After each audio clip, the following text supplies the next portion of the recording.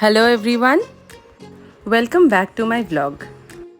আগের দিন তোমরা দেখেছিলে যে আমি, মা, মুনমুন আন্টি, জলি আন্টি মিলে আদ্যাপীঠ গিয়েছিলাম।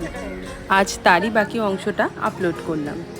সেদিন হঠাৎ এই বাচ্চাটির সাথে আলাপ হয়, আর বাচ্চাটা খুব ফ্রেন্ডলিভাবে আমার সাথে কথা বলে।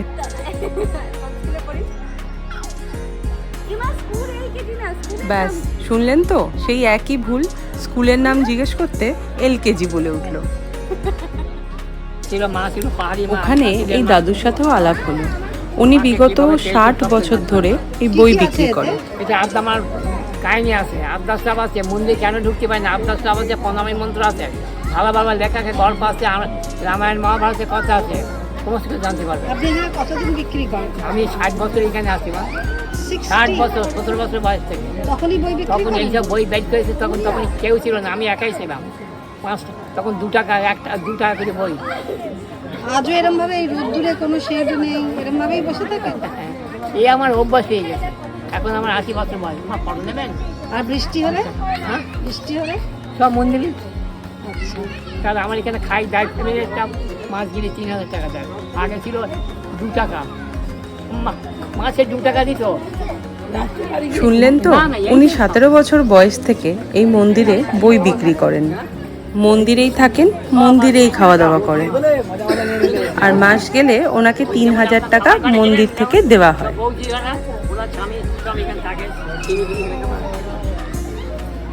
আমি অনেক দিন, ওরা তো হালি, তখন এত উন্নত ছিল না, মা এত লোক সংখ্যা ছিল না। তখন ওই 4 আনা করে টিকিট, ওই আমার দক্ষিণ সারিকে যাচ্ছি নিজে জ্ঞান। আপনি রাত্রে কোথায় থাকেন? আমার রাত্রে কোথায় থাকেন? রাত্রে ঘর আছে তো এখানেই? হ্যাঁ। আচ্ছা আচ্ছা। ওই এই বইটার দাম কত? এটা 120টা বই 100 টাকা যাচ্ছে এখন। এখন 100 টাকা দিয়ে বিক্রি করছে? মন্দির থেকে যাচ্ছে, আমি না, আমার না, ও আচ্ছা আচ্ছা। এটা মন্দির। ওনার সাথে কথা বলে বেশ ভালোই লাগলো। এরম কিছু মানুষের সাথে আলাপ হলে বোঝা যায় যে কত অল্পেও মানুষ খুশি থাকতে পারে। আদ্যাপীঠ থেকে বেরিয়ে আমরা চলে গেলাম তারই পাশে আলমবাজার ঘাটে। ঘাটের এক পাশে দেখি কিছু সাধুরা টেন্ট বানিয়ে আছে।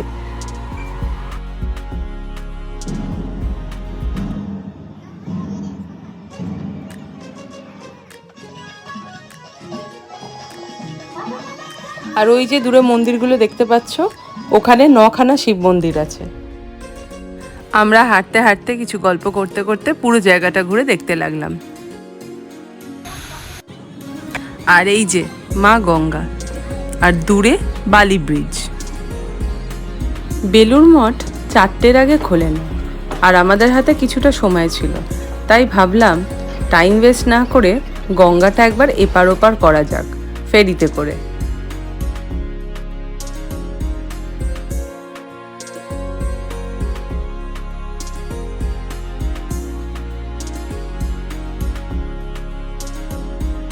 আমার জন্য এটা একটা নতুন অভিজ্ঞতা ছিল। বাইরে রোদ আর গরম থাকা সত্ত্বেও গঙ্গার ওপরে খুব সুন্দর ঠান্ডা হাওয়া বইছিল। সত্যি সব ক্লান্তি কিন্তু দূর করে দিয়েছিল। গঙ্গার জল নেওয়ার একটা নতুন টেকনিক দেখলাম। দড়িতে গ্লাস বেঁধে জল তুলে তুলে যে যার নিজের কন্টেনারে ভরে নিচ্ছিল। ওই যে দূরে দেখতে পাচ্ছ বেলুড় মঠ, ওটাই আমাদের নেক্সট ডেস্টিনেশন। পৌঁছে গেছি বেলুড় মঠ। ওই যে দেখতে পাচ্ছ মন্দির।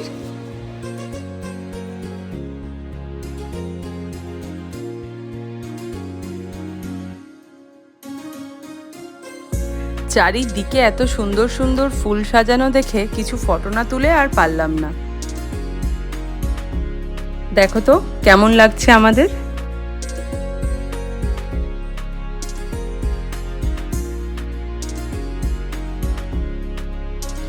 মঠের ভেতরে খুব একটা বেশি ফটো তুলতে পারিনি, ক্যামেরা অ্যালাউ ছিল না। এবার বাড়ি ফেরার পালা। 1 প্লেট পাপড়ি চাট কিনে বাড়ির দিকে রওনা দিলাম। ফিরতে ফিরতে সন্ধে হয়ে গেল। আজ সারাদিনটা বেশ ভালোই কাটলো।